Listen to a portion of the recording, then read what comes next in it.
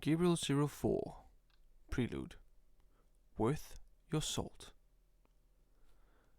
Jared woke up by the soul-shattering sound of the alarm clock, some horrible tune from long ago that he could not seem to get rid of, no matter many times he hit the snooze button, like a piñata.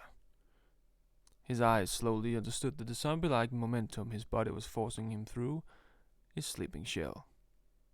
He was awake. Good morning, Red District. This is Gabriel 04, Renegade's radio station, the Cortex, playing your favorite space tune from the past to make you feel especially nudgy. Today is the 1st of May, and the radio alarm clock yelled out, but was then abruptly shut off by the zombie-like Jared. He sat up and scratched his head and looked around in the small room. And out the window, the stars, the sun, and the spaceport were already buzzing with life. Spaceships racing through the empty space like little bees from a hive. Jared never really felt very lucky, but the day he got the room with a view, he felt like it was a sign that better things could happen.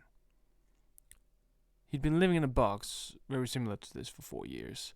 Only every 10th of these bunks actually had a window, the rest was just a room. The lack of space and the lack of view was why the bunks of the Red District was always called the box, or referred to as boxes. Jared looked confused at the ships through the window. He was pulling on his pants and an old work t-shirt as he noticed the writing on the cause of his confusement. Cardinal 1. What in the stars' name was a Federation ship that size doing so close to the dead zone? It appeared it was docking at the space station. Most people of the higher class social structure would think, praise the Lord for the extra protection, but Jared immediately thought was, fuck. Jared was 20 years old. He had been in trouble with the law almost all of those years.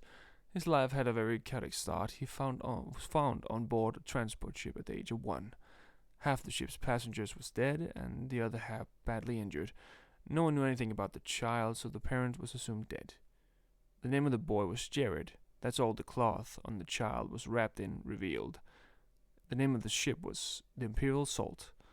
After this, he was given the name Jared Salt. Jared stretched his body and did a few push-ups. This was bad. This was very, very bad. He could remember the last time an Interstellar Federation ship docked here. It was hell.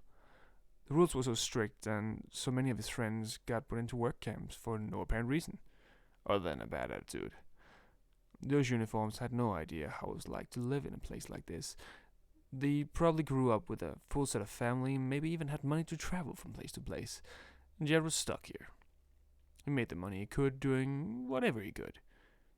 He barely survived as it was, and this new ship seemed to put a dent in his plans. No more pit fighting, no more hustling, and no more, oh God, this means I have to go back to my day job. Jared thought that and stopped the push-ups. Suddenly a thought hit his mind. This ship wasn't actually not bad news. It was fucking ridiculously bad timing. The cargo from his old friend Sam, was still in the station. Jared never asked many questions when anyone, let alone a friend, threw money at his face. Sam had asked Jared to look after a special package. Sam's untold employer wanted to store there. Even though Sam was a good friend, he was also a dumb person. The cargo was most likely not something the Federation would particularly like to find. He had to move it before it was found. Hiding it in plain sight was brilliant, until the massive army of authorities showed up. He ran out the door and knew this was bad. The posters of spaceships and half-naked chicks moved on the wind of his exiting the box, like a hurricane. He didn't even know if he locked the door, but at this point it wasn't as important as hiding contraband from military police fascists that were now boarding the place. He ran through the corridors of the slum. He ran past prostitutes, drug dealers, petty criminals. He ran further and faster, past the artists trying to busk on the metal-paneled streets, past the drunk people on the curve of the Space Monkey bar. Jesus Christ, it was 10 in the morning and the people were going at it like it was Friday night at happy hour. Maybe one day he would give up and leave this place. He felt that he would leave. He hated what space did to your perception of time. Maybe it felt like morning to you, but it was always night for someone else. It was always dark outside. He kept running as fast as he could. He wasn't in bad shape, actually. He just managed to think, I'm probably the fastest guy on the space station, as his upper torso propelled into a foreign feeling of a long black trench coat with a body underneath. The sound of Jared torpedoing the Federation officer with his body sent a small shockwave of silence through the complex. Even though everyone around them stopped what they were doing as they saw the two men collide and then plummet to the ground as two pieces of fruit falling from a tree. No one moved or dared say anything. The squadron of Federation soldiers even held their breath as the silence was broken by a "What the bloody hell do you think you're doing, gutter rat?" Officer Conway yelled out like it was a fistball match. Jared got up and dusted himself off as two of the soldiers pulled up the downed officer. Jared didn't know what was worst. The fact that he knew this particular officer from when he was the local authority of the space station, and that this guy put him in isolation more times than a rich man washes white clothes. The fact that he just dripped a Federation officer in what would be described as a mixture between chewing gum, oil, and something coffee-like, or the actual fact that this may actually be the worst event in his life, considering the contraband was standing right behind the soldiers in a big green card box labeled handicap equipment. The officer looked at him like he was ready to explode, but before he could get another word out, Jared said something. That's really a shame about that coat, Johnny. I don't know who would throw coffee on the floor here. I mean, it's not like any of us can actually afford that kind of luxuries here in the slums. The officer didn't know if he should explode or contain himself. That's Officer Conway to you, Mr. Salt, and that was my bloody coffee, you dimwit. The officer replied and was wiping off his coat with a handkerchief one of the soldiers handed him. Notably, it was failing horribly at actually getting the jacket to look any less dirty. Oh, well, I'm very sorry, Officer Conway. I was just in a hurry. I was considering signing up to be a Federation soldier, actually. I had it with this life of crime. No more drugs, no more whoring, no more stealing, no more swearing, and no drinking milk out of the carton. I was actually running just now, just because I heard that you have a subscription officer on board. Jared had a way with words, and right now he was lying through his teeth, so thick he almost felt a bit of nausea from the amount of brown nose he had to be. However, this was a FUBAR emergency. Officer Conway stared at him with a blank stare. He didn't know what to believe. Did his year-long preaching finally seep through that thick skull on Jared? Or did he pull his chain? He didn't have time for this, so he decided to say, "Well then, go on. Go change your life. The Federation will make a man out of you, Salt." After this, he ordered his soldiers to follow him as the officer walked into the business district. Jared didn't say anything before he was sure that they were gone. He then let out a, "Motherfucker, what the hell?" He had to bend over from a bit, because he was holding his breath not to let the rant out before it actually was safe. The silence broke and everyone in the streets laughed at him, and went about their business. They'd been waiting for the officers to leave because before they knew if they had to clean off blood from the corridor panel floor, or just shake it off as nothing. This time Jared was probably a bit more lucky than he had ought to been. Luck. Let's just hold on to that thought for a moment. We'll get back to that in a minute. Jared started laughing with the random people laughing at him. "You clearly showed him, Salt." One man in the crowd laughed. Jared didn't even know who that guy was, but it was no secret that trouble always came to find him, all by itself. Trouble. Let's just hold on to that thought a moment as well. Jared then slowly walked over to the cargo crate and unlocked the chain that held it in place. He wasn't a stupid guy. Actually, thought of himself as pretty fairly bright. He had secretly stashed the cargo locked in a medical institute in the slums. The reason this was particularly smart was 1. The medical institute was never opened there.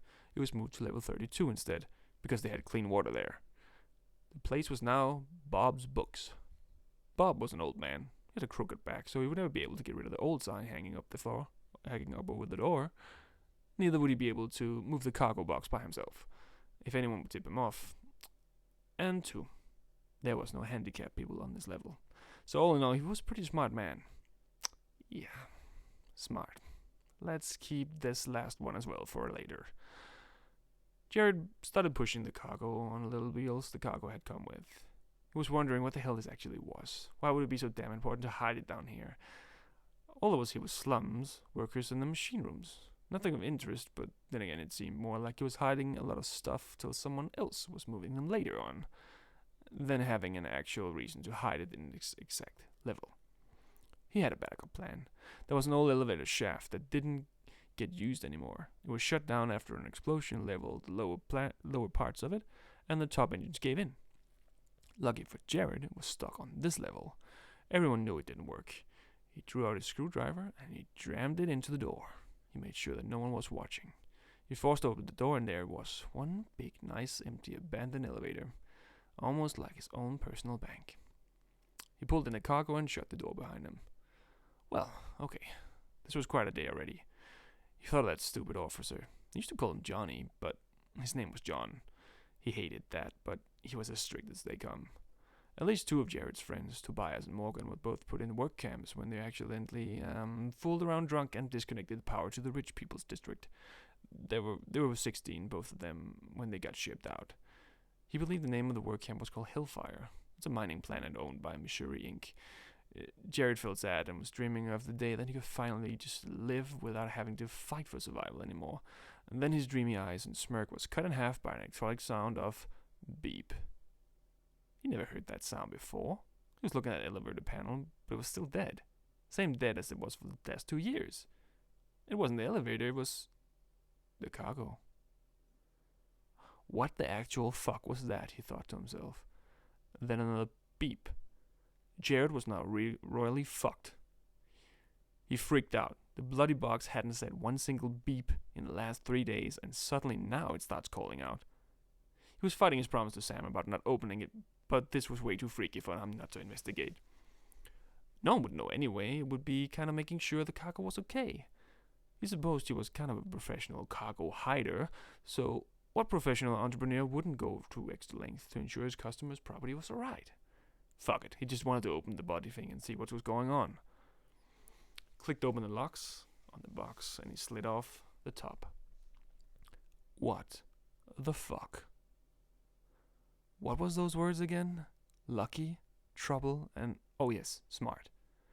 Only one of these three seems to be relevant anymore, and it seems like number 2 outweighs the first and the third word. Jared was staring at an electronic device the size of a bathtub.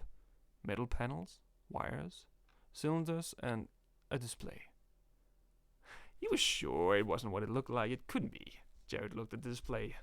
01 10. Oh, please, God of the stars, don't do this to me, he thought to himself. Beep. The display, now correctly being labeled as a timer in Jared's head, said 0109. He was in deep trouble. He was trying to shake it off like it was not what he thought it was. He was sure it was just some kind of water heater or some kind of clock for the machine docks. It was surely that. He was trying to convince himself, but he was lying. Fucking a fucking fuck. Jared was now freaking out. He was standing in an elevator that hadn't worked in 2 years, with a freaking bomb the size of himself in a space station in deep space, crawling with federal officers and soldiers under the orders of Captain Conrack, and oh yes, beep. The non-existent muffler in this timer would really make it easy for him to go around undetected. Jared Salt, man of the hour, was in a bit of a predicament. Jared surely would make sure to thank his good friend Sam for wanting to blow him to bits.